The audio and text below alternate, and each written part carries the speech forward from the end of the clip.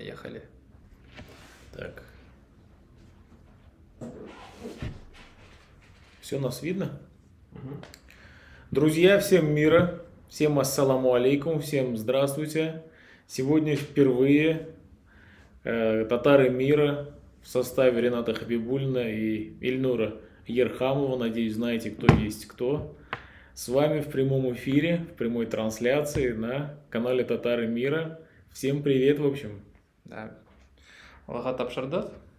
Начнем наш стрим.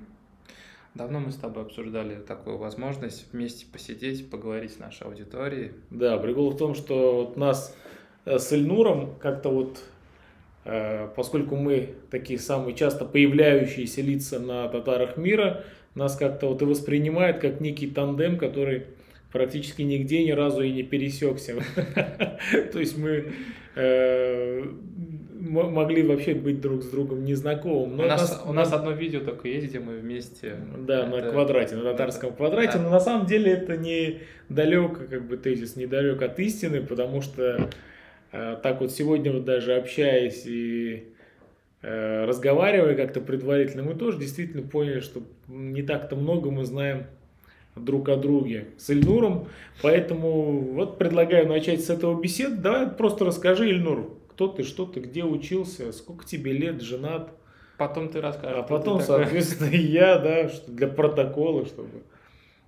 Так, в общем, я родился в Казани, Казан Малая. Вот. Татарский язык знаю, понимаю, разговариваю, пишу, читаю, пишу с ошибками, наверное, как заметили мои друзья в Фейсбуке. Татарский язык знаю благодаря Даватике Давянике, которые мне его сохранили, передали. Родители казанские татары, наверное, русскоязычные в своей массе. Вот. Закончил обычную казанскую школу. В Азино вырос. Суровый край, суровых пацанов. Вот.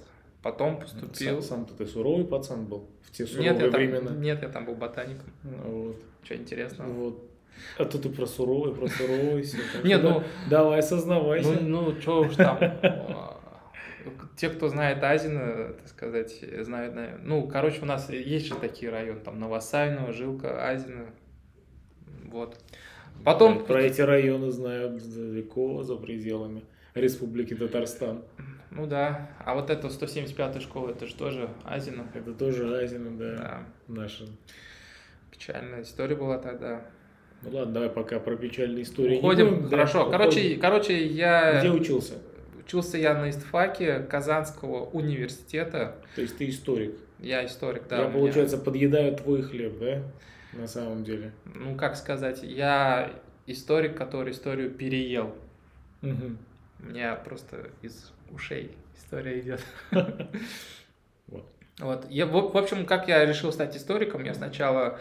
Мне родители подарили большую книгу про Древнюю Грецию, Древний Рим. Я сначала там познакомился с историческим материалом, потом я любил фильмы с Индианом Джонсом, захотел стать археологом, думал, как же это так, как же это все можно соединить. Потом понял, что есть такая профессия историк. Потом понял, что не все археологи ходят с кнутами и пистолетами, да? Да. Что есть чисто... болезни профессии у археологов, да. Как у геологов, впрочем. Поэтому я немножко так разочаровался в археологии. Хотя, конечно, очень классная дисциплина, очень интересная, очень конкретная. И это прям реальная наука. То есть, если ты нашел кувшин, это будет у тебя кувшин. Понимаешь? Это вот не как там, типа, был абсолютизм в Российской империи или не был там, прав был Сталин там своими репрессиями или не прав был. Нет таких рассуждений. Вот. В общем, я... К разговору об археологах у меня прям напрашивается. Помнишь это, да? В фильме там «Джентльмены удачи», да? Археологи, они же там под археологов косили. И хочется сказать, вот у меня друг, у него 3 класса образования. Он тебе 10 так нарисует. Ну, в общем, не стал ты археологом. Да, но я поступил на истфак, поступил классно, выиграл олимпиаду университетскую для выпускников школ. Вот, можно сказать, так поступил. Особо не парясь над сдачами экзаменов. Вот, вообще, я когда учился на истфаке, я больше интересовался историей Саудовской Аравии, историей ислама. Были у нас там, ну... А у тебя какое-то направление там было? Ну, у нас там, да, у нас там принято, у нас как бы студенты выбирают себе какие-то направления, вот там типа антиковеды. Люди, которые изучают там Древний Рим, Древнюю Грецию и там Восток. Антиковиды. Антиковиды, да, антиковеды. Антиковиды. Потом медиевисты, кто средние века изучает, татаристы, кто изучает историю татар, там Золотой Орды, в общем, мы их татаристами называли, русисты. То есть ты не татарист. То есть всем официально, всем, кто будет критиковать товарища Ерхамова и вешать на нее ярлык татарист, он не татарист, он исламовед. Ваххабист. Он же про Саудию все да, знает. Мне было интересно именно ваххабитская идеология и как она работала. Теперь вы все знаете про Ерхамова. Можно было сказать эту фразу и, в общем-то... Не, я мечтал стать исламоведом, я учил арабский язык, я готовился на языковые курсы в Сирии, но случилась арабская весна, и все это безобразие в Сирии, короче, все у меня обломилось. Вот. Но я очень любил моих на истфаке лекторов по истории татар, по истории Золотой Орды. Вот, помню лекции Марата Салаватовича Гатина, Ермолаев Игорь Петрович нам преподавал курсы, тоже там рассказывал, как администрировали казанскую территорию, край казанский после взятия Казани в 1952 году. В общем, были классные лекции, я просто слушал и для удовольствия. Как тебя занесло в итоге в блогерскую тему и как ты начал вот это все? Ну, я стал журналистом. То есть историком тебе не удалось стать? Нет, историком не удалось стать, исламоведом не удалось стать, но я стал журналистом. И в Сирию уехать тебе тоже не удалось? Да, вот, как-то так получилось. Ну, просто появился определенный запрос общественный, так как все люди, которые кончают истфак, более-менее разбираются, как устроено государство и институты всякие. Вот. Я поэтому по этой теме стал писать. Вот. И ушел глубже в общественно-политическую проблематику Татарстана. Ну и там, конечно же, стал наблюдать за различными баталиями там, между историками. Кстати говоря, когда был журналистом, я ввязался в один конфликт Дамира Исхакова, Искандера Измайлова и Тишкова. Они написали том «Татары», которым был дико недоволен Дамир Исхаков и Искандер Измайлов. Я когда писал материал, я решил сделать небольшую провокацию и занял позицию не Дамира Исхакова и не Искандера Измайлова. Я занял позицию Тишкова. После этого, конечно, Дамир Исхаков меня критиковал, был мной недоволен, но много воды утекло с тех пор. Сейчас мы на одинаковых позициях. Я думаю, прощен я, потому что уж сколько... Но где-то галочка все равно стоит. Где-то там внизу, в начале стоит галочка, где ты стоял на позиции Тишкова. В общем, расскажи мне, вот как ты начал вот эту свою тему с татарами мира и с какими проблемами ты столкнулся. Вот очень интересно. Ребят, скажу вам честно, в татарском мире очень мало нормальных, толковых, интересных новостей. Я думал, ты скажешь, нормальных, толковых, интересных татар. Ну ладно. Ну нет, хорошо, что не нормально. Вот те татары... Я уже после Исхакова не знаю, как здесь сидеть рядом с тобой. А если сейчас про татар бы задвинули? Те татары, которые смотрят нас, нормальные, толковые. Ну все, вы толковые. Да. Вот... Я попал, когда только начал как блогер, я думал, я буду просто брать новости и рассказывать о них интересно. Ну, как, пример, там, не знаю, Алексей Пивоваров, например, как делает, да, там, Илья Варламов. Дмитрий Киселев. Но потом случился коронавирус, и все, татарский мир просто заглох. Ничего не происходит. Сабантуй не проводится. Никаких движух нету. Да, мне в этом контексте помнится такое видео, да, появилось, как подпольный сабантуй там кто-то проводил, очень смешное. Как накрывают подпольный сабантуй. Ну, наверняка все видели. Очень смешно. И, в общем, с коронавирусом ты немножко влип в такую вакуумную историю, да, новостную. У меня даже есть выпуски, они называются спецвыпуск. Это я просто одну тему как-то вот пытался... то есть спецвыпуск это не спецвыпуск, а просто ни о чем говорить. Ну, это круто. Да. Имейте в виду. Ну, с тех пор мне пришло понимание, что На самом деле для татар новости, может быть, и не важны, но важны темы. И я переориентировался с новостной повестки на тематическую повестку. Есть вечные темы, которые очень важны для татар, и надо как-то посмотреть, как в современном мире это и какими красками играет. Ну, слушай, неплохо. Хорошую мысль ты прокинул, да, что есть действительно темы такого очень глобального характера, которые не должны сходить с новостных полос, не должны как бы теряться в наших каких-то мыслях, и они должны присутствовать как данность постоянно. Вот это очень важно, на самом деле, вещь, на мой взгляд, которую вот, наверное, каждому человеку, каждому татарину стоит помнить, потому что, ну, в таких условиях мы существуем, да, в которых нельзя как бы даже расслабляться, то есть всегда нужно держать руку на пульсе. Вот. В этом смысле, конечно, я перебью. Тут, короче, к нам в чат некоторые наши подписчики, зрители увидели, как зашел Беклярбек, блогер, который... Большой ему салям. Да. Пиши вопросы, Беклярбек бей. Да, его быстро, ну, короче, его вывели на чистую воду. Деанонимизировали? Да. Ну ладно, пускай. Зачем удалять, ребята? Давайте общаться на самом деле.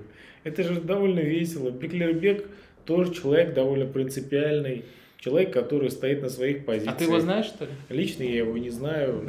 Ну, мне нравятся люди, которые как бы, ну, в таком хорошем смысле как бы топят за то, во что они верят.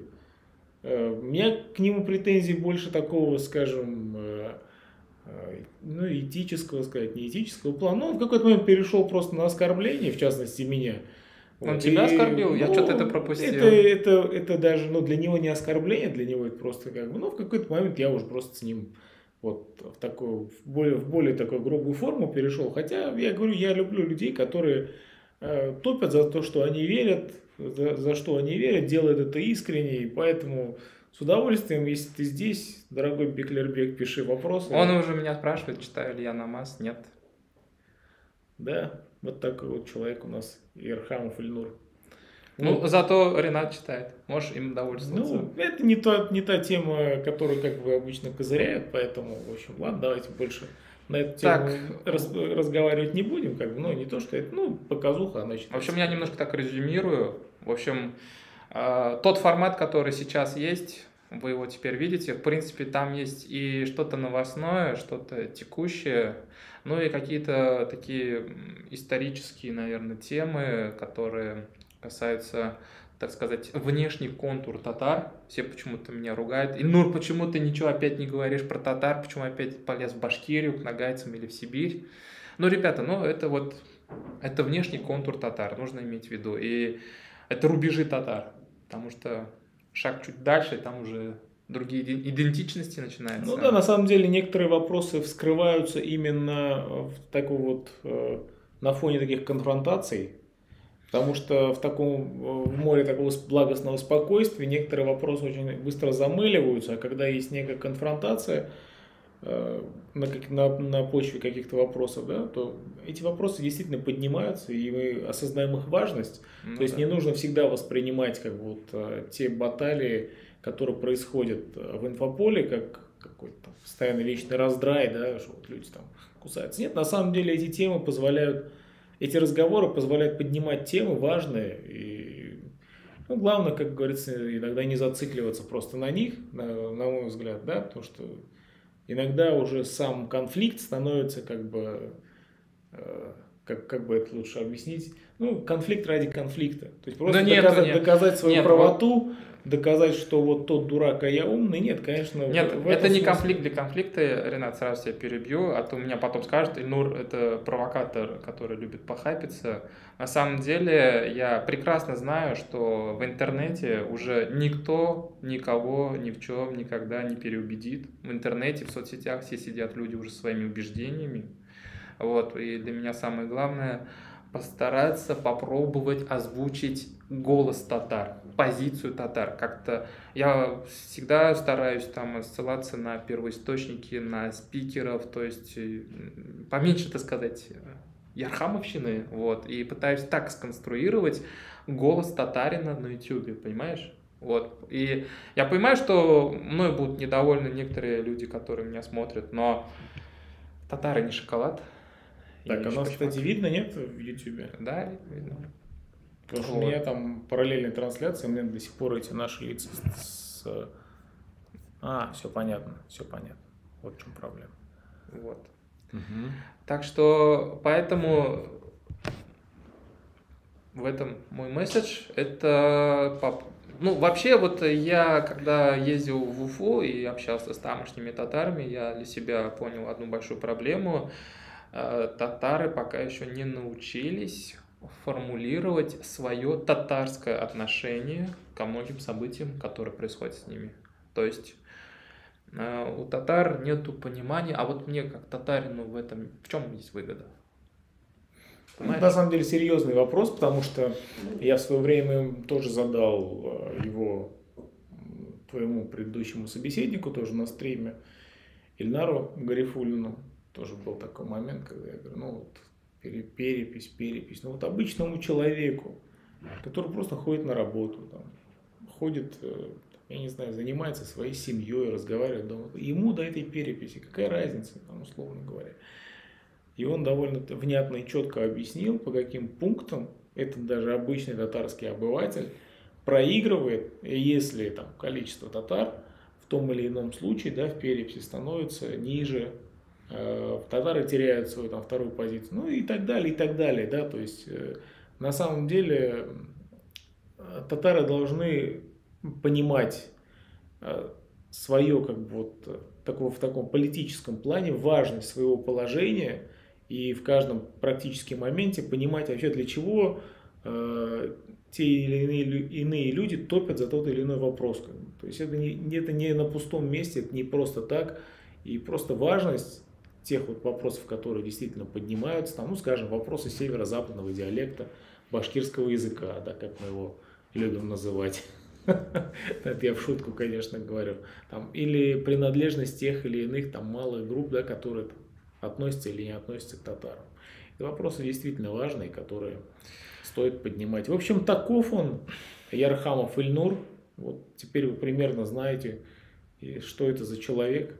Ренат, расскажи теперь ты о себе. Как ты вообще... Почему именно история? Для чего ты живешь, да? Вот я знаю, что ты какой-то режиссер, да? Ну, вообще, по первому образованию я учился в финансово-экономическом институте. Ух ты. Вот. Я его закончил в 2006 году, но уже в 2005 году я понимал, что по своей специальности, по управлению персоналом, HR. О, ты еще и кадровик. Да. Я никогда работать не буду. Хотя даже в какой-то момент у меня был такой период. Но это было мне абсолютно неинтересно. Вот. И я уже тогда понял, у меня тогда была рок-группа, мы играли музыку. Подожди, ты еще и... Я еще ты не видел, что ли, как мы поем там на некоторых выпусках там с укулеле, да, я даже в свое время был музыкантом, но потом я понял, что я хочу именно в творческом плане развиваться и выбрал для себя направление кино. Таким образом, я в какой-то момент переехал в Москву, там заработал определенную сумму денег, чтобы просто за 1,5-2 года пройти обучение на высших курсах сценаристов и режиссеров, что я, по милости Всевышнего, все-таки добился, сделал. Вот. И в 2012 году я закончил эти курсы по направлению режиссер игрового кино. То есть по профессии я кинорежиссер, и даже обижался на Ильнура Ярхамова, который написал в титрах «Хабибуллин Ренат блогер» на татарском квадрате. Да, ты так написал. Хотя Ренат Хабибуллин кинорежиссер. Кинорежиссер? Вот, да. Режиссерские мои работы, они пока ограничиваются короткометражными документальными фильмами. Несколько лет я успешно сотрудничал с каналом Алиф. Есть такой в YouTube канал Алиф. Делал я там цикл передач о выдающихся людях. И преимущественно эти люди были татарами. Но вообще их принадлежность к исламу первично была. Вот. Такие выдающиеся люди, как там, например, Рашида Исхакый. Кто это? Это, ладно, ты издеваешься? Не, я честно скажу, если что-то не знаю, мне стыдно, вообще, я этого не знаю. Ну ладно, узнаешь. Ну, там, скажем, если не к религии, то Асхат Галимдянов, например, да, человек известный. Это Да, благотворитель, да. благотворитель. То есть про него мы сделали выпуск, хотя он вот напрямую, скажем, не был такой вот религиозным человеком, да, но вот его приверженность сделала благотворительность. То есть вы можете в интернете на канале Алиф или там на YouTube канале Алиф ТВ вы можете найти, там закладка называется «Подвиг веры», там более 30 фильмов, которые я сделал. И посмотреть они такого, ну, направления более такого, скажем, исламского, но какие-то фильмы выглядят так, ну, намеренно такого, более такого светского разлива. Там, в частности, я делал фильмы про Эмиля Гарипова, наш известный хоккеист, вратарь, обладатель Кубка Гагарина, с которым я тоже имею честь быть знакомым. Вот. Из там, ныне живущих тоже было есть несколько героев, например, такой вот есть русский мусульманин Артур Усяев, который, к сожалению, сегодня находится под следствием. Он из Калининграда, собственными руками приняв ислам, он передал несколько своих зданий в пользование мусульманам, и эти здания администрации Калининградской области были разрушены. Прямо в месяц Рамадан, демонстративно. Вот. Фильм этот собрал, там, по-моему, сейчас уже более, если не ошибаюсь, 200 тысяч просмотров. Слушай, а вот в этой истории там какую роль играет местная, ну, скажем так, автономия или община татар? Она же там тоже есть, в Калининграде? Ну, община татар там очень слабая, на самом Калининграде, деле, да? в Калининграде, да, она практически, я тоже пытался это выяснить вообще, как там это все происходило, но практически никак. Вот, и, ну, собственно говоря, слабая там и исламская община, но слабая она не потому, что она слабая по себе, а потому что существует некий внутриобщинный раздрай, который как бы педалируется именно администрацией, поэтому там очень тяжелая ситуация. И, к сожалению, этот вот мой герой, действительно герой, там, не просто герой фильма, а действительно герой, человек, который вот не на словах, как бы, да, привержен делу ислама, вот он сегодня находится под следствием, конечно же, по вымышленному обвинению, чего-то там у него нашли, чего-то там ему вменяют. Это, конечно, чудовищная вещь, но вот не все, конечно, у меня, мои герои, слава богу, под следствием. Твои герои, слава богу, под следствием. Слава богу, не все мои герои под следствием, да, есть герои ныне живущие. Ну, например, тоже русский парень есть такой под псевдонимом Джавхар Кутб, его зовут Николай, из Санкт-Петербурга, великолепный, прекраснейший поэт. Вот. Удивительный человек, к которому я тоже съездил, сняли замечательный фильм, тоже можете посмотреть. Ну, фильм про Архана Джемаля, ныне покойного журналиста. Слушай, я тебя перебью. Здесь люди очень сильно волнуются, говорят, мы не отвечаем на их вопросы. Ну, ты сейчас, слушай, вот по Алифу, кстати, да. вот тут как раз по Алифу вопрос. Тут салам всем ведущим. Слышу про Алиф ТВ. Что скажете про их последнее видео про сионизм? Жаль не отвечать на вопросы. Что ты думаешь про последний фильм Алифа про сионизм? Я не смотрел фильм Алифа про сионизм, признаться. Не все фильмы Алифа я смотрю. Ну, а что можно сказать про сионизм? Я уверен, что... Ну, ничего хорошего точно, наверное. Что позиция Алифа по поводу сионизма, она адекватная, внятная и, собственно, она разделяется большинством населения планеты адекватным. К сожалению, российское общество, оно к сионизму относится как к некоему светочу. Вот. А весь цивилизованный мир как бы понимает, из чего слеплен сионизм и какого разлива сионизм, что из себя представляет сионизм сегодня. Поэтому здесь как бы я уверен, что Алиф ТВ именно в правильном контексте, в правильном русле представил это явление. И даже не глядя могу сказать, что, скорее всего, я поддержал бы их позицию, потому что там, прошу прощения, потому что там работают очень серьезные, принципиальные люди.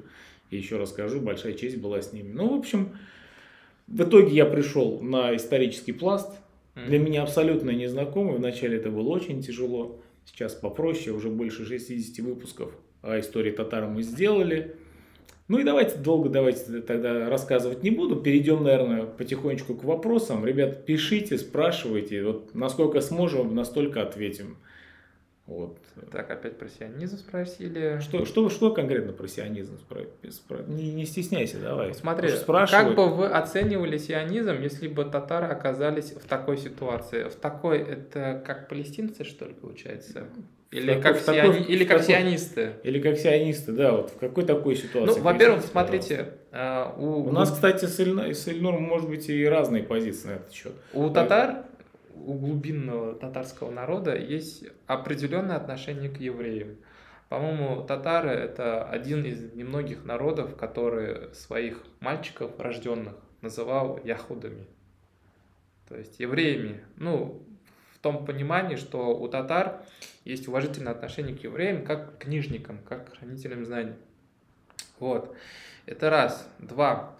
Татары и евреи – два дисперсных народа в этом мире. На самом деле, ну, может быть, татары чуть-чуть уступают по ширине разброса по всему миру.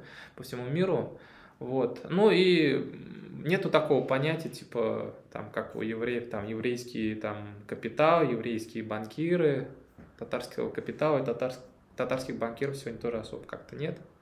Как уж нет? Ну, один как уж нет? Татаринформбанк развалил и сейчас собирается сесть. Вот. Татарский банкир. Всякие есть. Но... Вот, но в принципе... К сожалению, эта зараза, как бы ростовщичество, она присутствует и в татарском поле. И не чураются многие люди, как бы, к этому. О чем мы говорим сейчас? Вот, и в общем, татары, ну, как бы они немножко так восторженно, что ли, смотрят на евреев. Хотя, наверное, те татары, которые мусульмане, и есть вот эта мусульманская солидарность, они, конечно, наверное, у них именно пропалестинская позиция. Ну, друзья, во-первых, тоже добавлю такой момент, что не нужно ставить знак равенства между сионизмом и евреями. Давайте вот от этого вот мы однозначно отходим. Подожди, то есть не каждый еврей сионист, конечно. Но каждый сионист... Ну, скорее всего, так. Еврей. Ну, ты знаешь, основная это масса сионистов, которые прямо топят и которые вот с выпученными глазами вот действительно беспределят на этих территориях, это как раз таки люди, переехавшие туда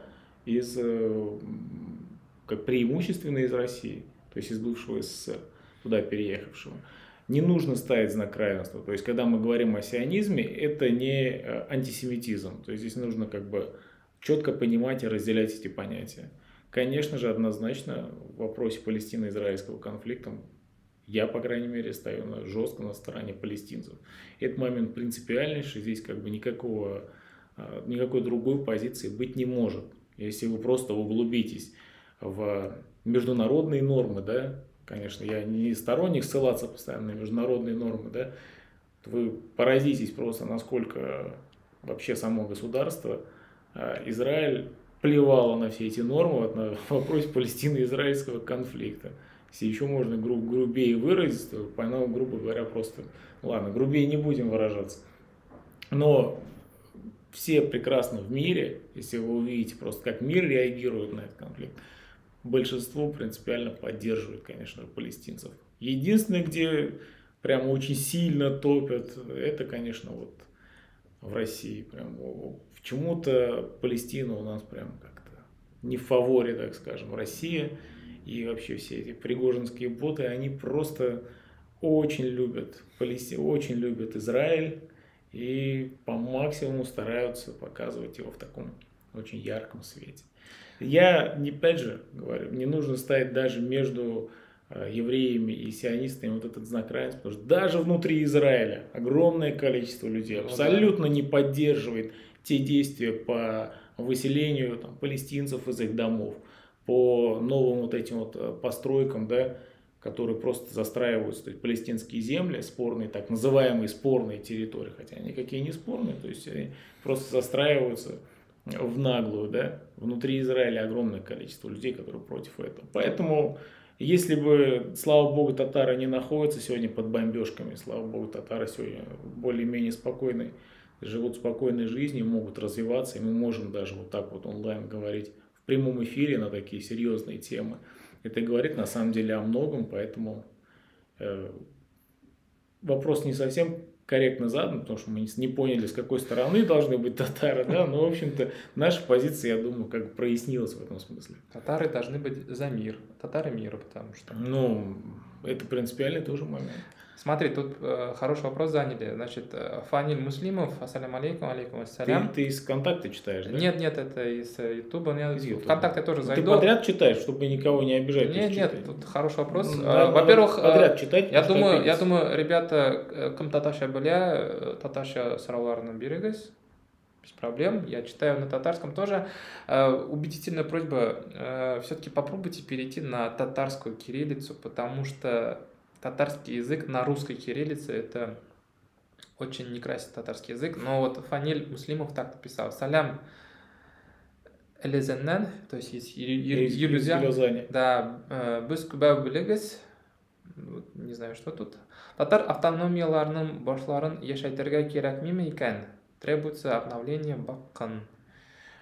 Вот. Ну, из смысла вопроса я понял, что человек задается вопросом, ну, то есть задается, в принципе, проблема, почему у нынешних татарских автономий все лидеры в возрасте и где молодежь. Активная, татарская, общественная такая молодежь. Где она? Ну, полагаю, что вопрос здесь как бы действительно серьезный, очень важный, и по большому счету все лидеры, которые сегодня существуют, это как бы люди, еще рожденные в советский период, уже как бы, которые начали работать активно в советский, то есть, скажем, люди советской закалки. И практически на этих людях в 90-е все эти автономии создавались, как бы, и они существовали, как я понимаю, вот, на этих именно людях. Ну, проходит время, 10-20 лет, и эти люди до сих пор во многом находятся на тех же самых местах. А где молодежь? Так этот вопрос, наверное, надо задать молодежи. Молодежь, где вы? Почему вы не активны в своих автономиях? Почему вас не видно? Где наши YouTube-каналы? Где наши интересные передачи? Где наши интеллектуалы? Этот вопрос нужно задавать исключительно тем людям, которые представляют ту или иную автономию, то или иное. Вот про Юлюзань мы прекрасно знаем. Юлюзань гремит. Про Юлюзань мы все прекрасно практически. Я сам мечтаю там побывать, очень хочу там побывать. Слушай, а вот этот вот татарский гладиатор Фахриддинов, он же не из Юлюзани, нет? Который этот поставил на место Элвина Грея за то, что тот захотел. Ну, поставил ли он его на место, большой вопрос, большой салям нашему гладиатору. А Ренат молодец, большие успехи делает, очень люблю смотреть сам. Очень большой любитель всевозможных UFC, очень люблю, когда мужики бьют друг другу морду.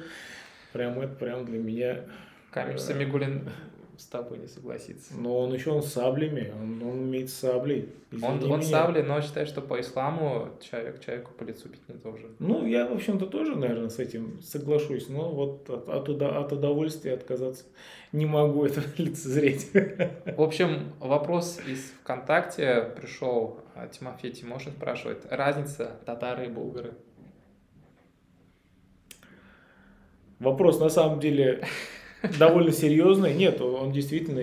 Короткий, вопрос, но провокационный, конечно. Нет, здесь дело даже не в провокации, на мой взгляд. Здесь дело в том, что если люди действительно это не понимают, но очень вкратце, если кратко ответить, то может еще появиться ряд вопросов, которые еще раз еще новую волну создадут. Поэтому... предлагаю тоже ознакомиться с нашими выпусками «Татары сквозь время». Там есть и про булгар, очень-то, по-моему, если я не ошибаюсь, 4-й выпуск про булгар.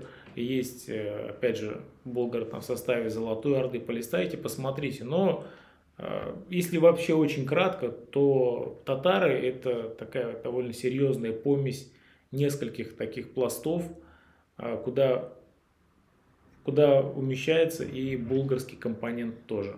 В общем, я тоже хотел бы ответить. Я в свое время был, кстати, булгаристом на первом и на втором курсе истфака. Я участвовал в этих интернет-дискуссиях между чем дальше, больше тебя узнаю. Татаристами, булгаристами, был булгаристом, да. Но я потом уже, читая книги исторические литературы, я понял, что Булгаризм, булгары, да, вот если брать вот это вот средневековое вот это государство, Волжская Булгария, то тамошнее население, которых мы называем булгарами, себя как булгары не считало. У них была четкая религиозная идентичность. Без мусульманнар. Все. А булгарами себя считала, ну, можно сказать так, правящая элита аристократия. Потому что они как бы себя разграничивали вот с этим податным населением мусульманским. Они себя почему считали еще булгарами, у них была вот это вот знание историческое про Аспаруха, Ну про да, у них Кубрат-хана. существовала история Писания, у них была собственная идея, в соответствии с которой булгары существовали. То есть они считали, вообще видели себя как такие подвижники пророка.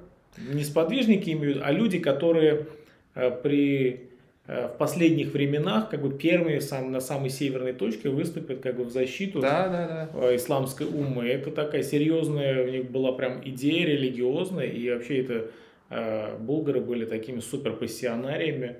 То есть пассионарная нация. Они очень были жесткими мусульманами, и вот говоря по правде, в Волжской Булгарии, значит, себя булгарами считали, наверное, 1% населения. То есть 99% населения Волжской Булгарии себя считали мусульманами, а вот это 1% аристократии булгарами. Так что говорить, кто мы, булгары или татары, это очень такой, ну, неправильно сформулированный, наверное, вопрос уже по сегодняшним меркам. Вот. То, что мы татары, точно, так скажем. А то, что булгары, в каких пропорциях мы булгары, так что надо это еще ковыряться и смотреть. Давай еще вопросы. Так, обратно возвращаюсь на YouTube. Ребята, давайте чуть поактивнее. Давайте и на YouTube, и ВКонтакте, друзья, пишите вопросы. Вот, тут, кстати, на YouTube тоже стали обсуждать. Где Беклербек, мой друг? Почему он не пишет? Он разбирается с ребятами, которые в чате, с ними ругается. Так. Игл, Орел, валейкум ассалам, вижу, что ты пишешь нам вопросы. Всем валейкум ассалам, всех вижу. Так, вот астраханские татары передают нам привет. И валейкум ассалам. Всем Улугбек Бухара мадрасеса. Антураж эшен булсада.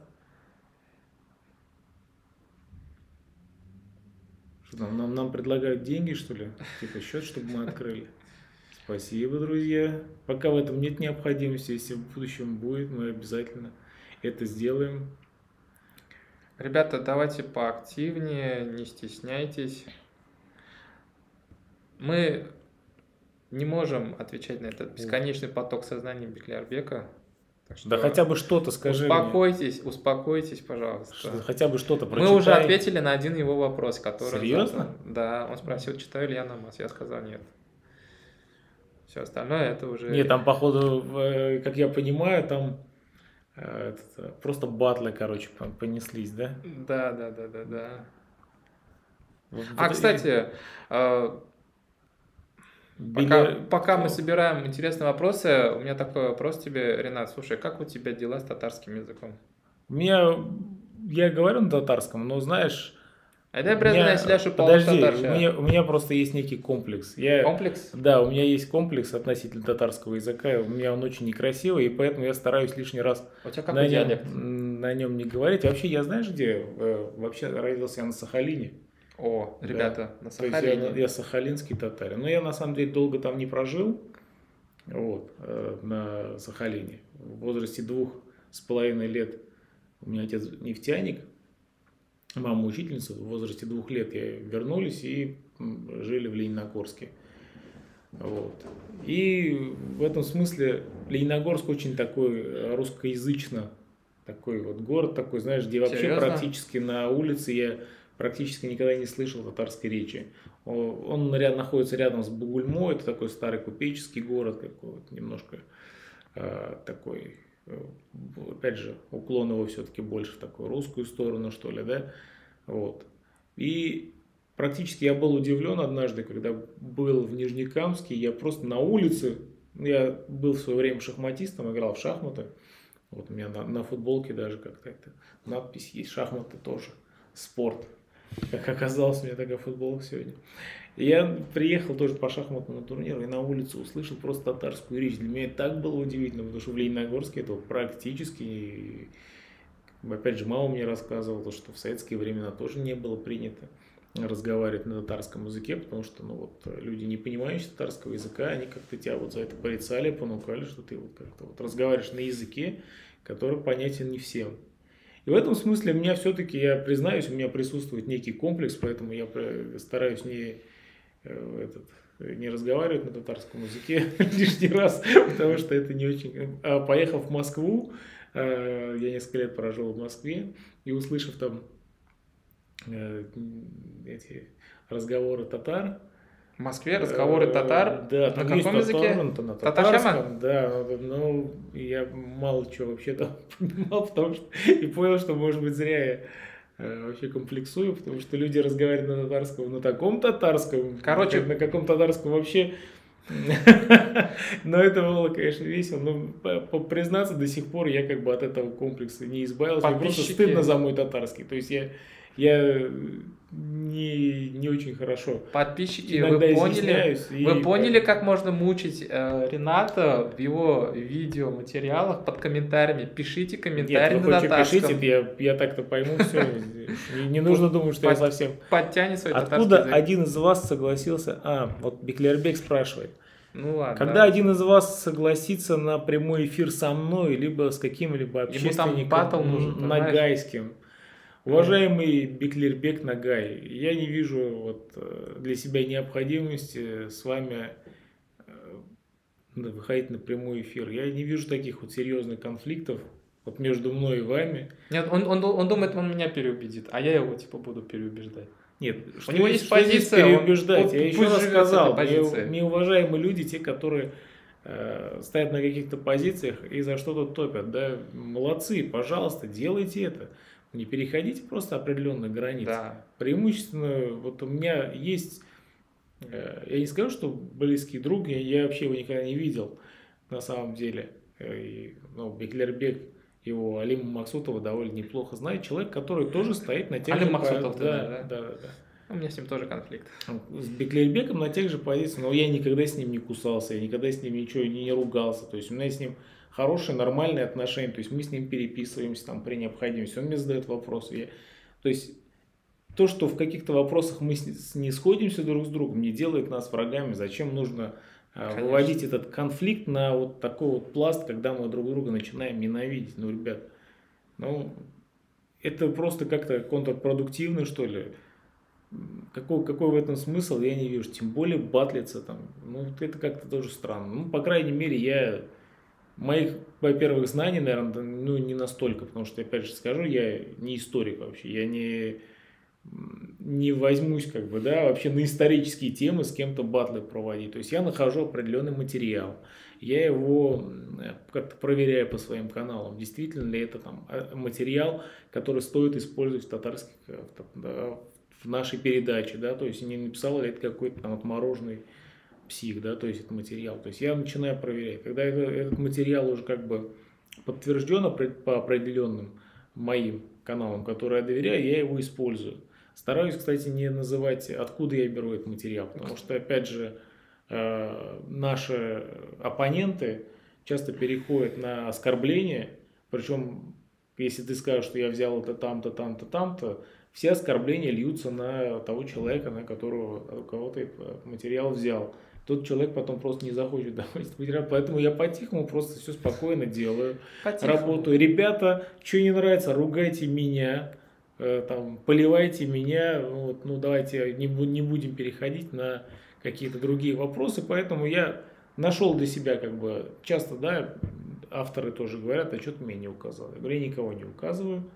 Хотите, вообще больше не буду ваши материалы трогать, да? Но указывать не буду, просто это принципиальный момент для всех. Если не хотите, как бы я действительно согласен как бы ваши материалы не использовать. Но принципиальный момент, что я как-то изменяю, как перестраиваю как бы структуру, что-то убираю, что-то могу там какие-то предложения перестроить, но не делаю. То есть я не историк в том смысле, в каком вот, ну, там, скажем, мы знаем Дамира Исхакова, да, у которого там фундаментальный, глобальный, знаете, человек, который ездит на места, там изучает, это совершенно другого уровня человек в историческом плане. Я просто делаю передачу на основе материалов, которые действительно заслуживают доверия. Тут вопрос от сибирских татар. Роберт Абдулин, известный комментатор, кстати говоря. Я тебя не знаю, но я тебя уважаю. Особенно твои комментарии читаю, когда у меня про сибирских татар выходит материал. Он, по-моему, тебя тоже комментирует, да? Когда ты там про Кучуму говоришь. Роберт Абдулин.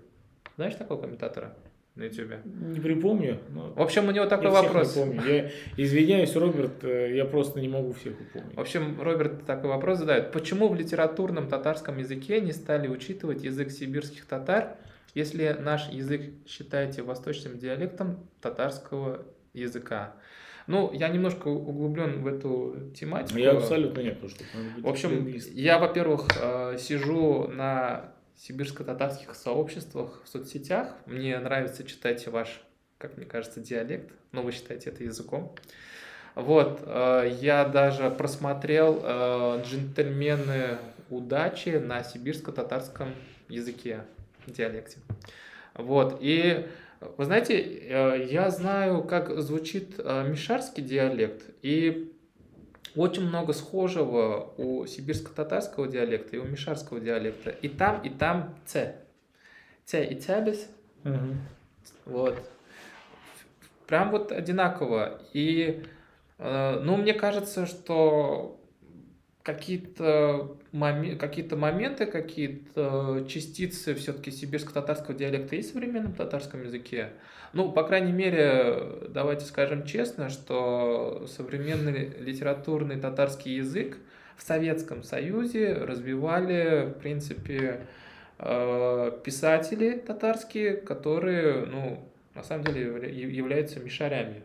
Вот. И что-то свое мишарское тоже привносили, в том числе и сибирско-татарское. Хади Такташ, например, это мишарский писатель, сколько мне не изменяет память. Поэтому есть в современном татарском языке какие-то моменты из сибирско-татарского языка, сибирско-татарского диалекта. Кстати, знаешь, почему этот спор, диалект это или язык? Угу. Потому что ребятам в Сибири удалось через списки языков ЮНЕСКО сделать сибирско-татарский именно языком. То есть, в принципе, они на официальном уровне признали его языком. Вот. Но наши казанские филологи считают все-таки это восточным диалектом. Вот. Ну, у них тоже есть своя позиция, своя школа там есть. Поэтому, наверное, конца края этому не видать. Но мне интересен ваш язык, диалект. Мне нравится. Ерхамов и есть самый яркий герой, вы только посмотрите на него. Очень яркий герой Шоколад. Мне нравится вопрос. Манки написал. Вот смотри, вопросик я тут увидел. Что делать татарам, которые произошли от башкирских предков? Это вопрос от башкира, видимо, да? Там даже башкирт, по-моему.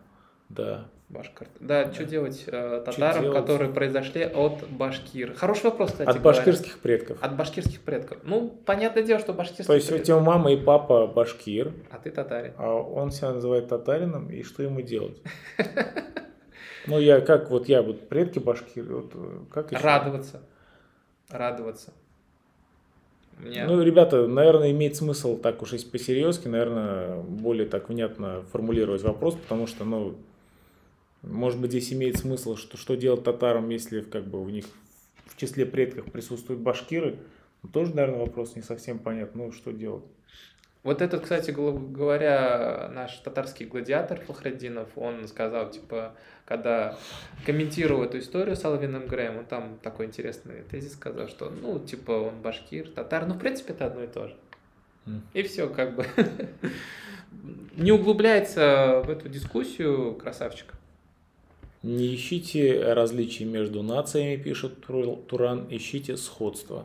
Ну, спасибо, Туран. Это, мне кажется, очень хороший такой посыл, сходство. Сходство вообще у нас у всех на самом деле, если уж там переходить к тому, что как всех Ренат, тут тебе вопрос на татарском языке. читай.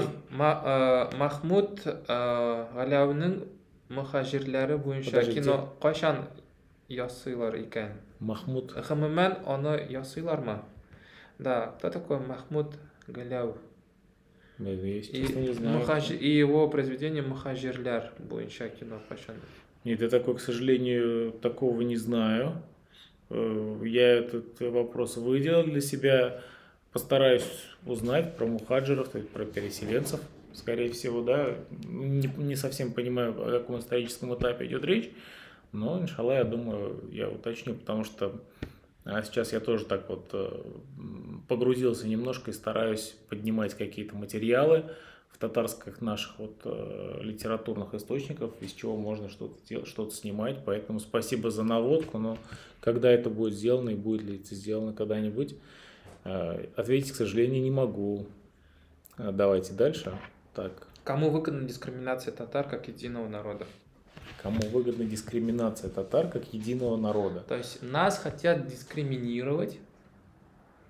Ну, грубо говоря, я так понимаю, вопрос связан с тем, что татар пытаются раздробить. Вот. И как бы этот монолит, так назовем татарский мир такой, сурковский такой, да, термин, русский мир существует, а татарский мир хотят раздробить и дискриминировать, то есть сделать его как бы неким, некую такую маргинальную массу, да, представить из него. Что-то подобное пытались в свое время сделать из крымских татар, тоже их маргинализировать как-то, да. Но кому это выгодно? Это выгодно. Подожди, а как их пытались?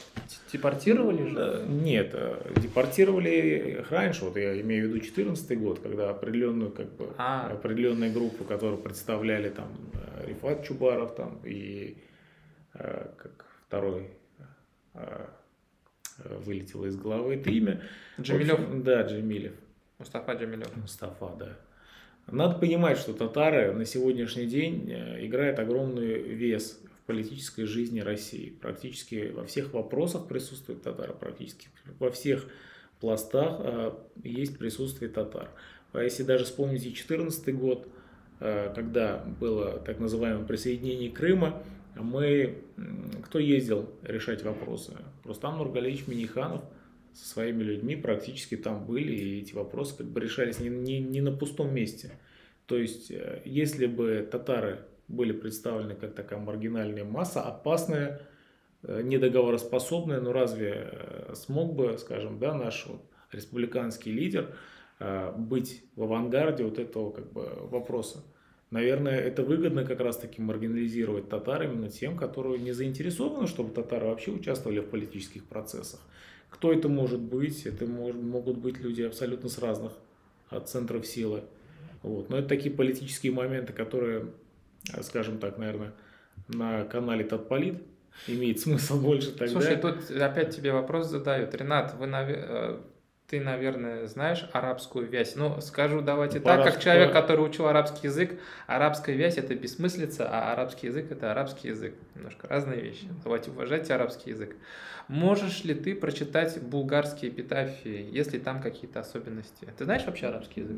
Я по-арабски я читаю. А, читаешь, да? Но отлично. Я с трудом читаю татарский текст, который написан арабскими буквами. Так, если вникнуть, конечно, можно разобраться, но это уже как бы тяжелее. Вот. А вот и булгарские эпитафии, ну, тут нужно обладать, конечно, серьезной подготовкой просто именно языковой, лингвистической. То есть это не просто так, когда ты просто знаешь татарский язык, и ты уже читаешь булгарские эпитафии. Нет, так, конечно, оно не работает. Ну и еще надо иметь в виду, что это булгарский язык, он тоже своеобразный, это не современный татарский язык. Так-то. Там есть даже категории, как R-язык, Z-язык, тоже свои особенности. Но надо еще понимать, что вот если брать булгар, то, как правило, и в Золотой Орде это тоже присутствовало, тот пласт аристократии, тот пласт, там, так называемого дворянства, да, элиты, они вообще могли разговаривать на своем языке. А так, обычное там податное население, оно говорило на своем языке. То есть часто было такое, что даже настолько эти пласты были различимы, что у них некий был язык элиты. Ну, примерно то же самое, как там, скажем, там, в 19 веке вся русское дворянство разговаривало на французском. То есть стрёмно было говорить на русском. Вот, я немножко из истории Волжской Булгарии, как бывший булгарист, скажу, что в Волжской Булгарии языком религии был арабский язык. В то же время в Волжской Булгарии было великое множество племен, которые разговаривали на своих диалектах и наречиях. В то же время в булгарских городах только-только начал появляться городской койне, ну, то есть какой-то общий городской язык.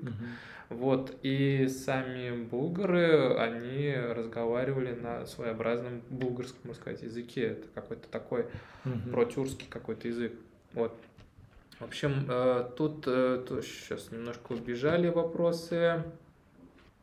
Обсудить тему репатриации татар. Репатриация татар – это возвращение их куда? В Россию?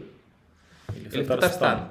Давайте не будем считать, ну, конечно, Татарстан – это колыбель татар, но вот, например, пензенские татары живут у себя на родине, на Пензенской земле.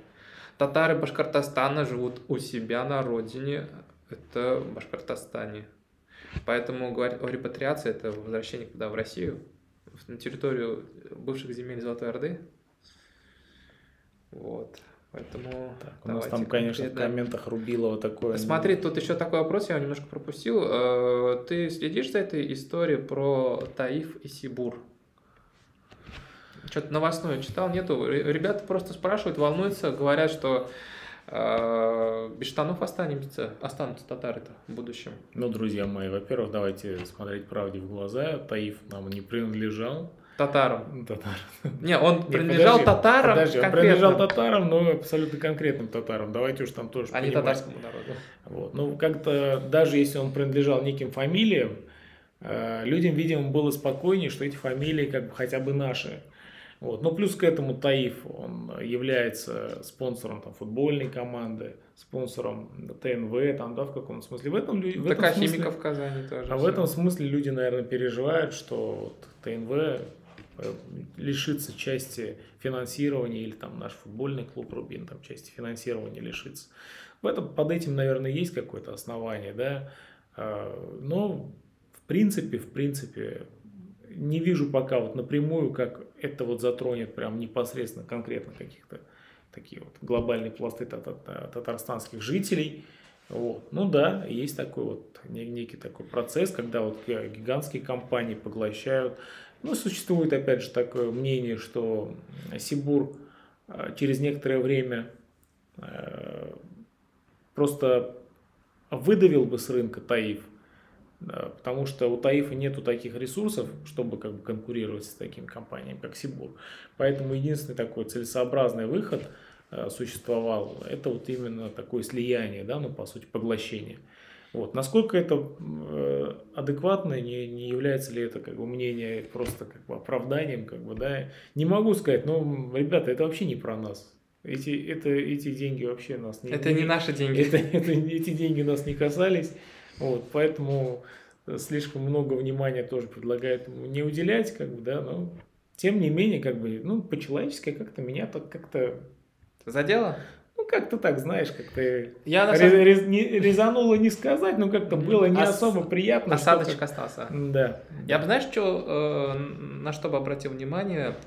Татарам нужно думать не о татарских миллиардерах, а нужно думать о татарах, у которых малый и средний бизнес, об вот этой вот прослойке, которые поближе к земле, поближе к народу. Да, я вот, например, для себя открыл такую проблему, что татарские бизнесмены очень стесняются публично говорить, что они татары. Почему-то есть какой-то такой комплекс, типа, да, мы бизнесмены, да, мы там татарстанцы, казанцы, но, ну, там я татарин, да, там татарин. Вот, поэтому, ребята, если вы знаете какого-нибудь классного бизнесмена, который готов рассказать, как его татарость помогает вести бизнес, напишите, дайте знать там в Фейсбуке мне, напишите, я постараюсь с ним сделать интервью. Мне просто интересно, потому что татары это же, в принципе, ну, торговая нация, по идее, Ты- да, вот как голландцы в свое время развивались. Что такое татарскость? Татарлық. Вот как ты это понимаешь? Татар. Поделись, пока я тут какой-нибудь вопросик ищу, вот как ты это?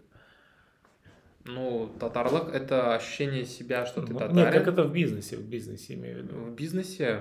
Просто ты ходишь и говоришь, я татарин. Так вот в том-то и дело, что я хочу это раскрыть. Я сам не знаю, понимаешь, я сам не бизнесмен, То есть но... там какие-то принципы существуют. Ну, мы точно знаем, ведение бизнеса. мы точно знаем, что татарская нация, как именно нация, не этнос, не путайте, ребята, да, как нация сложилась в первой половине 19 века именно благодаря татарскому бизнесу, татарским меценатам, которые выстраивали свои бизнес-империи так, что спокойно могли финансировать медресе, мечети, в принципе, там тащили на себе там театр, издание газет, журналов, понимаешь?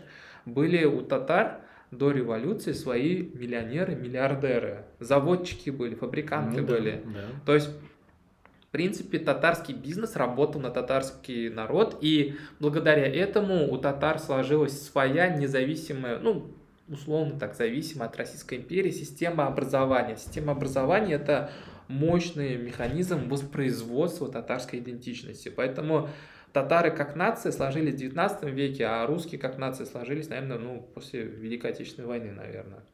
Потому что в Российской империи все татары были в одном сословии, то есть у татар не было вот этих вот сословных противоречий, которые бы нас раздирали, да, потому что у русских были эти противоречия, потому что были крестьяне, были дворяне, они солидарности, единства не чувствовали, а татары вот как нация себя почувствовали.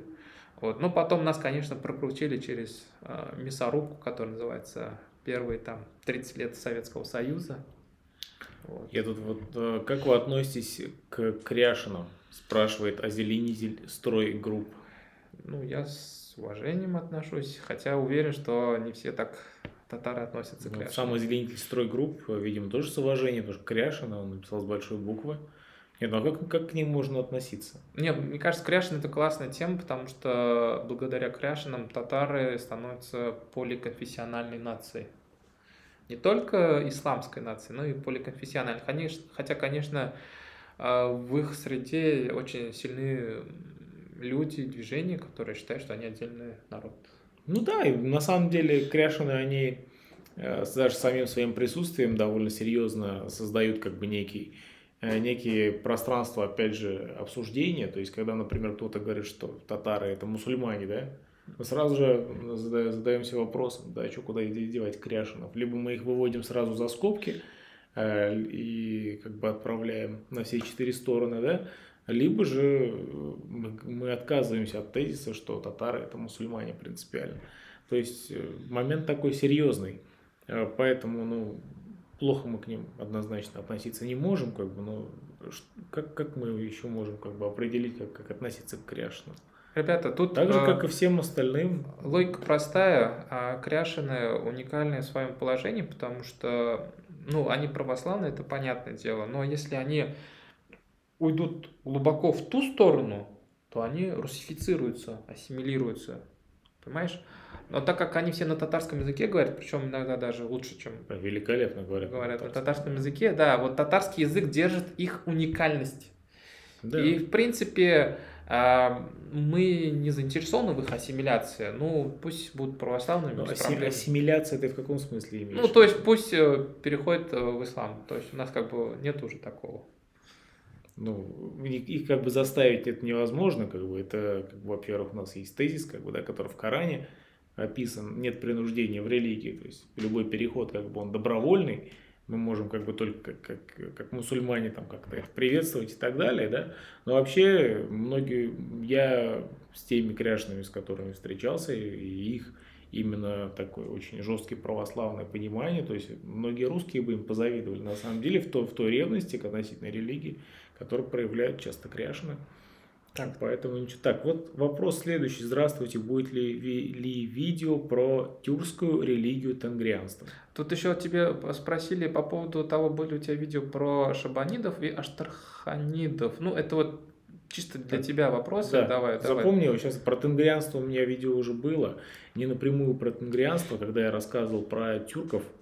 Вот, я описывал как раз-таки религию. Просто вот, Айнур, я даже вам писал в комментариях, по-моему, чтобы вы полистали немножко. Друзья, да, действительно, на самом деле 60 выпусков уже сделано, 63-й вот предстоит на этой неделе, на следующую пятницу. Вот. Довольно много материала, просто возьмите себе за труд иногда, просто полистать, посмотреть. Там про тенгрианство как бы не прописано в заглавии, но там об этом упоминается. Про тюрков посмотрите, довольно неплохой выпуск, довольно популярный в сети. Так, а что там про шибанидов и Аштраханидов? Ну, ты про шибанидов, по-моему, делал выпуск, я видел. Нет, ну отдельно про шибанидов что можно сказать? То есть было государство шибанидов раз. То есть если про это, то я про них упоминал тоже в одном из выпусков, даже говорил. А личности, может, какие-нибудь персоны интересные? Мухаммад Шибани, я про него тоже делал. То есть, да, это был выпуск. То есть у меня был выпуск, где я анализировал то есть нашел материал, где анализируются два правителя, которые пытались восстановить Золотую Орду в определенных границах. То есть они немножко в разное время существовали, но примерно одинаково действовали и имели такой некий пафос, близкий друг к другу. И так, кстати, вот Мухаммад Шибани, один из них, и второй это Мухаммад Гирей, первый. Вот. Довольно такие яркие очень лидеры, которые очень много сделали. Вот. Поэтому в этом смысле. Ну вот прям конкретно вот шибаниды, да, как последователи, потомки Шибана, да, одного из сыновей одного из внуков, по-моему, Чингисхана, да, ведь был, то есть у Джучи, по-моему, два сына, если я не ошибаюсь, там один был Ардуичен, второй Шибан. Вот. Потом как раз-таки одна часть Золотой Орды была управляема одним сыном, другая другим, вот, и так далее. То есть, а что касается Аштраханидов, да, это, по-моему, династия, которая именно через Астрахань, да. Вот. Отдельно выпусков я пока не делал, не думал, это что-то надо материалы поискать, посмотреть.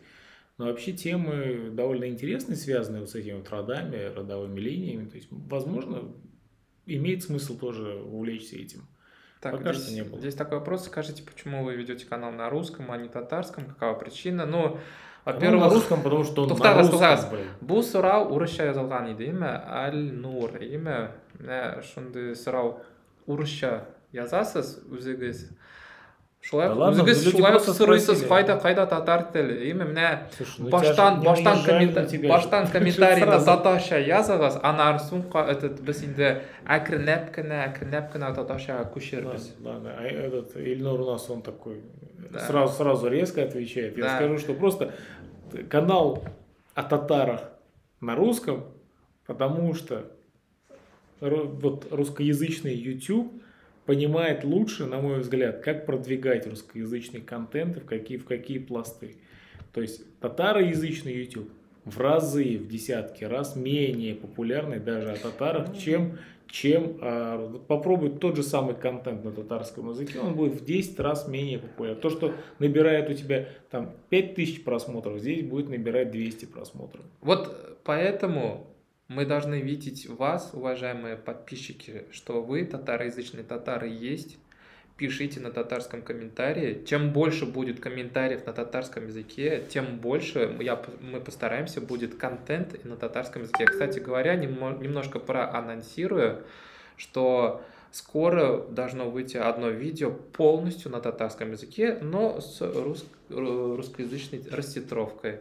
Вот, так что говоря, небольшой спойлер, насладитесь кушнаренковским татарским диалектом. Кстати говоря, тоже хотел поблагодарить, один из наших подписчиков предлагает свои услуги по субтитрированию на татарском языке, то есть вот выпуски, чтобы вот он прям будет переводить и делать на татарский язык. То есть это огромное такое замечательное предложение, просто нужно опять же выделить человека, который будет заниматься, прописывать эти субтитры.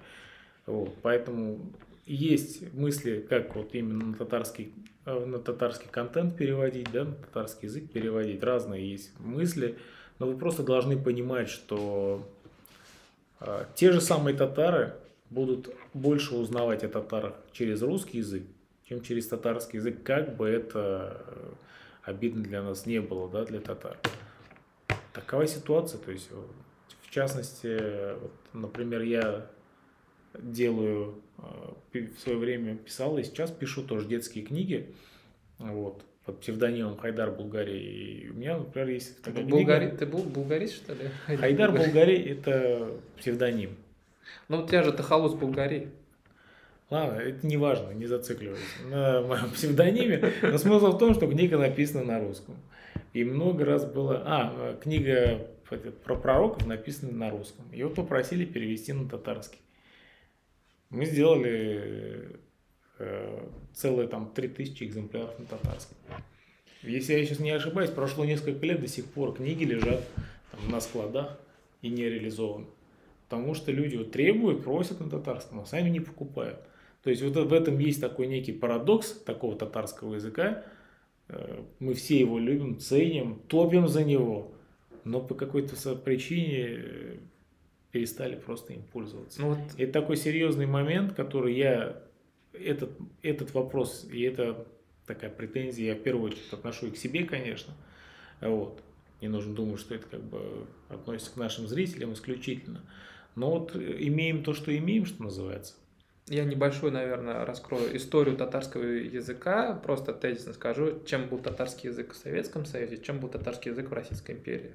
Тут просто задают вопрос будущее татарского языка. Давайте немножко о прошлом поговорим. Значит, в Советском Союзе татарский язык использовался как инструмент влияния на татароязычных татар, и татарский язык был востребован Москвой. У нас, например, учебники по татарскому языку печатала именно Москва, а в Татарстане был Магариф, просто как отделение получается, да. И вся вот эта вот инфраструктура по школам, по учебникам, по смыслам, она именно была на плечах Москвы. Хотя, конечно, татарский язык в школах, конкретно в Казани, зажимали. Вот, но с татарским языком особых проблем не было, например, у тех же татар Башкортостана, да. Вот, видимо, все-таки не хотели татаризации Казани в Советском Союзе. Вот, журнал «Чаян» был самым мощнейшим татароязычным сатирическим журналом. Именно от прибыли в продаже этого журнала построили здание Татмедиа у нас в Казани, а его тираж доходил, по-моему, 2 миллиона экземпляров и просто по всему Советскому Союзу распылялся, было классно. Люди в Узбекистане читали на татарском языке журнал, у меня вот, например, родственники есть, они, да, читали. Круто. Вот. Поэтому как бы была государственная поддержка, но в то же время, с другой стороны, татарский язык не давали татарам Татарстана, татарам Казани. Давай коротенько будем вот, и коротенько, и, значит, просто сейчас закончу. В Российской империи татарский язык, власти Российской империи никак не поддерживали, татарский язык поддерживался именно за счет вот этих вот татарских меценатов, татарской буржуазии, татарского капитала. А кто сегодня будет поддерживать татарский язык? Ну, если вы, подписчики, будете писать на татарском языке, вы, в принципе, уже участвуете в поддержке татарского языка. Так, а вот вопрос. Накрат татарлар турында кайчан видео ясарсыз. Да. Ну, кратовские татары. Я не знаю, когда я про них сделаю видео, и буду ли я вообще делать видео, надо посмотреть. А чем интересны накратовские татары? Вот тот вопрос задал, может быть, уточнит там в сообщениях, вот что именно он хочет услышать о накратовских татарах. Просто обозначить их наличие, да. Это одно. Да, они были окей. А что дальше? Керешиннер безнең кардәшләр. Так. Если 100 лет назад богатые татары вкладывались в книги, газеты, отдача от этого была огромным даже для родственным татарским народам. Сегодняшние татарские богачи должны в интернеты вкладываться. Возможно. Но это еще такой серьезный вопрос на самом деле. Потому что для татар, да и вообще для мусульман очень такая серьезная тема, во что вкладываться. То есть вот им понятно, там мечеть, да, мечеть поставишь, все хорошо. Да. А книги, эта тема, это нет, халяль опять же. Даже вот мечеть понятно, все, люди приходят, все всегда будет стоять там, слава богу, нормально. А вот книги выпустил раз, как-то ты не чувствуешь вот этот вот как бы кэшбэк, что ли, да, вот от того, что ты что-то сделал, там, книгу выпустил, она рассосалась по читателям, и все там, да, условно говоря. То есть нет такого вот прямого понимания от того, что ты сделал, того, что... а на самом деле книги ведь это серьезный момент, то есть все пропадет, книги-то, как правило, остается, даже интернет может завтра пропасть, а книги всегда останутся на руках, поэтому в книги обязательно нужно вкладываться. Ну, собственно говоря, так же, как и в интернет. Я когда на ИСТФАКе учился, мы тоже обсуждали проблему татарского языка, и один из преподавателей нам сказал, что татары, вы сможете развивать свой татарский язык только при одном случае, когда переведете на татарский язык Карла Маркса и Фридриха Энгельса. «Капитал». Понятно. А он Беклербек просит тебе в глаз дать по-братски. Он уже, видишь, он уже... Вот как надо общаться. Ну, не знаю. По-братски. У него очки, я его поранил. О чем вы говорите? Это же статья, Беклербек. Так, что дальше? А ты посмотри в этом ВКонтакте. Да, ребята, не забываем. Сейчас уже дойдем. Вопросы. Скажите, кто, по-вашему, самый знаменитый татар из ныне живущий? Самый знаменитый татар. Помимо нас с Ерхамовым. Слушай, тут ВКонтакте задали вопрос, мне конкретно, но это, походу, так сказать, удар по мне, такой небольшой подкоп. Тогда держи удар. Ильнур недавно на круглом столе на татарском квадрате сказал, дескать, стоит ли цепляться за республику, что-то вроде этого, что это было, собственное мнение или провокация. Да, я сказал, что так ли уж важно для татар... Да и сегодня, по-моему, эту тему ты уже прогнал. Да, для татар Татарстан. Ну, во-первых, посмотрите внимательно, как после моей такой, ну, все-таки провокации, да, небольшой, очень классно, очень красиво о Татарстане заявил Ильнар Гарифуллин. И прям ударил прям в сердце нашей проблемы татарской, это вот эта психология иждивенчества, которая есть у татар, да, когда татары, живущие за пределами Татарстана, ждут, что Татарстан сейчас прибежит и все их проблемы решит там где-нибудь на месте. Поэтому, в принципе, я за Татарстан. От Татарстана отказываться не хочется. За Татарстан готов стать защищать, да, там, защиту стать за Татарстан.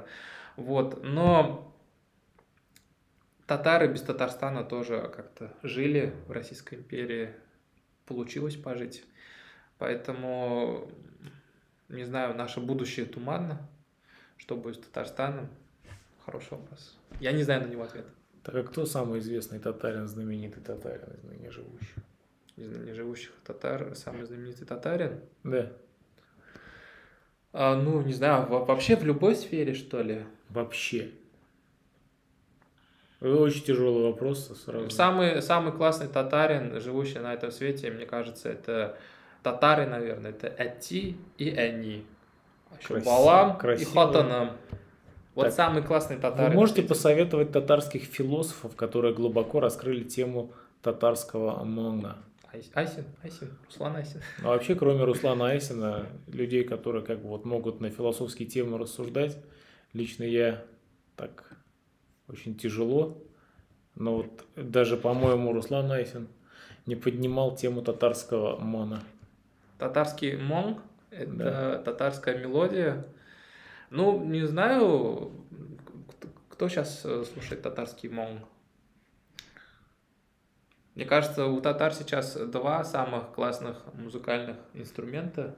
Это татарский синтезатор и татарский автотюн. Вот. Да. Это работает бесконечно и всегда. Ренат, где продаются твои книги, спрашивает раз-два.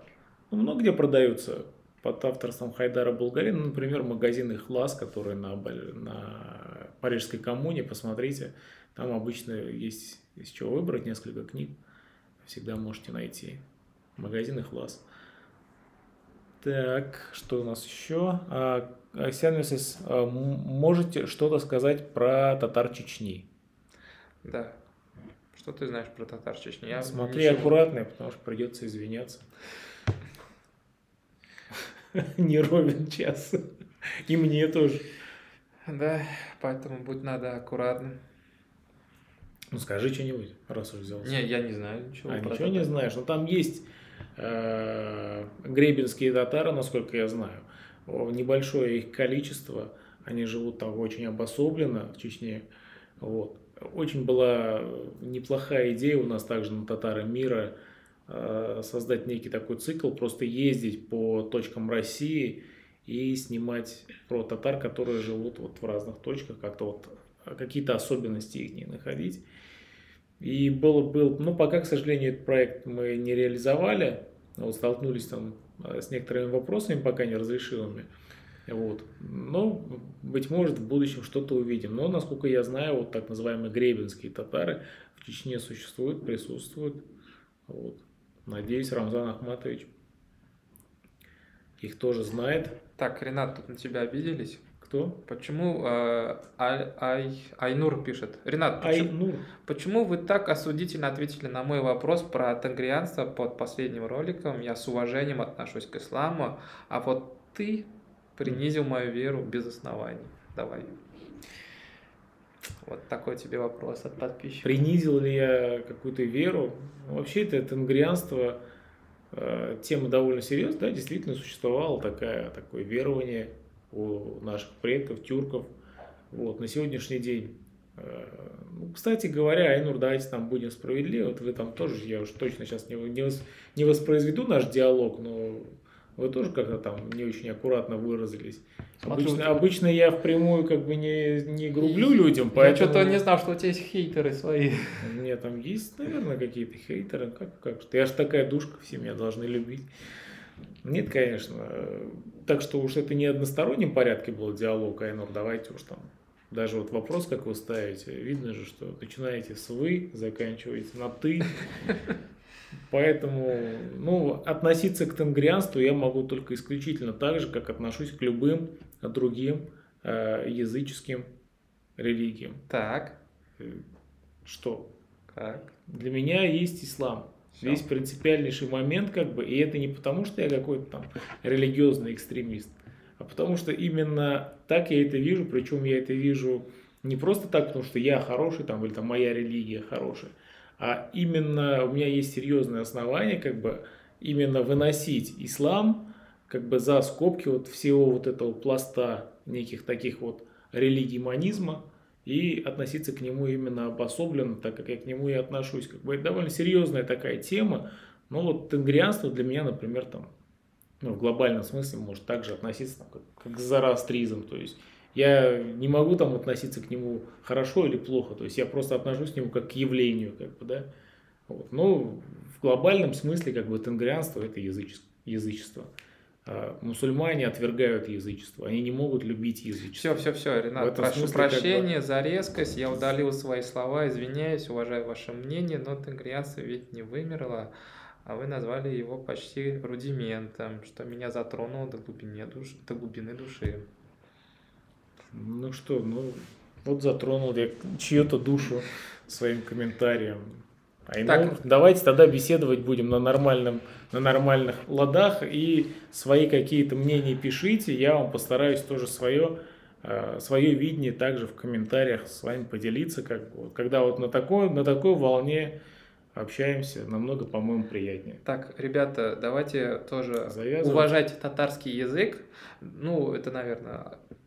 Начинаем закругляться потихонечку, да. Но вопросы о татарском языке зинхаришен татарша и топьязалас. Да ладно, зачем если на русском трансляции? Это, понимаешь, это вот эта татарская игра, да, я за татарский язык, но об этом скажу на русском языке.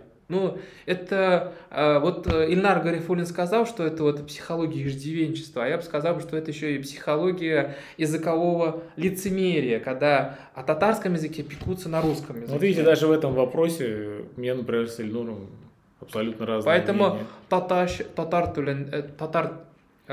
тіл бойынша татарша сұрауларны жазыңыз.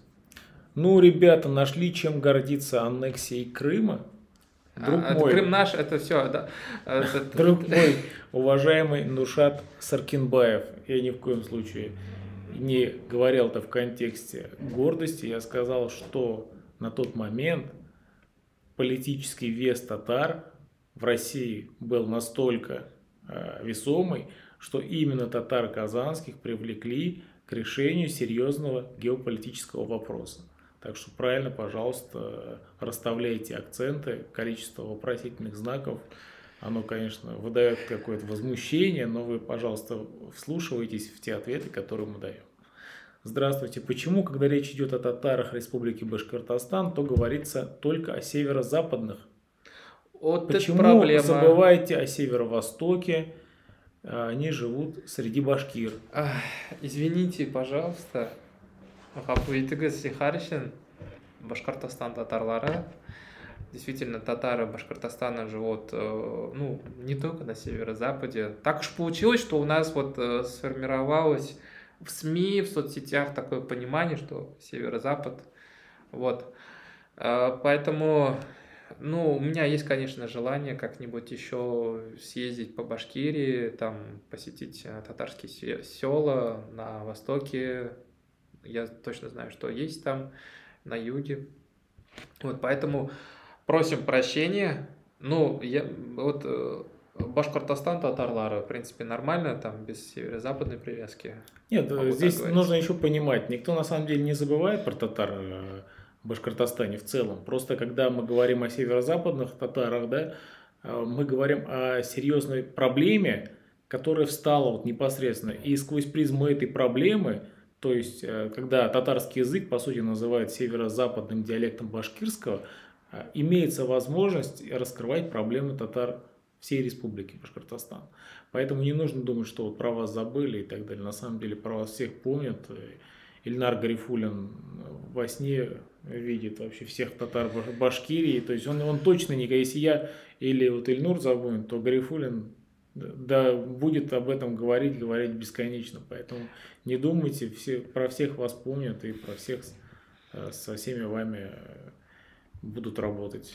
Ну ладно, Ренат, наверное, нам нужно закругляться, потому что есть люди, которые, я уверен, должны будут посмотреть наше видео уже после прямой трансляции. Вот, не будем их мучить, уже полтора часа уже как бы общаемся, да, наверное, надо будет какой-то вывод сказать. Вообще вывод у меня такой, что я очень рад той активности, которая присутствует у нас в комментариях. И это не только благодаря Беклербеку Нагаеву. Я вижу, что действительно есть вопросы, люди активны. За это вам огромное спасибо. Я думаю, что этот формат мы с Ильнуром Эфенди продолжим. И в будущем, я думаю, вот, ну, может быть, даже возьмем себе за правило. Там, посмотрим, как будет. Но раз в месяц было бы, наверное, неплохо выходить, вот как-то вот так вот общаться. Потому что, по-моему, формат довольно такой живой, интересный. И, в общем-то, у этого, дай бог, живо будем работать. У этого всего есть будущее. Вот. И огромное вам спасибо, уважаемые зрители, что вы с нами, что вы нас смотрите, комментируете, задаете вопросы. Я очень рад, что у нас есть татарские комментарии на татарском языке. Татароязычная идентичность в татарах есть, она живет. Давайте стараться ее поддерживать, чтобы она не погасла. Татарский язык должен быть у нас. Это часть татар. Вот. И давайте не стесняться. Мы татары, и мы должны не стесняться искать свои татарские интересы во многих-многих вещах и событиях, которые происходят сегодня. Татар, то есть татарский интерес. Не забывайте, что мнение татар есть. Просто его иногда сложно сформулировать, но мы будем стараться это делать. Ну так, где-то мы, наверное, немножко там углублялись в какие-то темы, которые не напрямую связаны с татарами, возможно, но это тоже делайте скидку на то, что это первый наш такой стрим. Вот, поэтому, я думаю, более так сконцентрирован тематически, может быть, мы с Ильнуром будем выходить в будущем. Вот, но мне кажется, сегодня стрим у нас того получился, по крайней мере, у меня такие ощущения. Всем всего доброго, ассаламу алейкум, сау вас и до новых встреч. Сабус.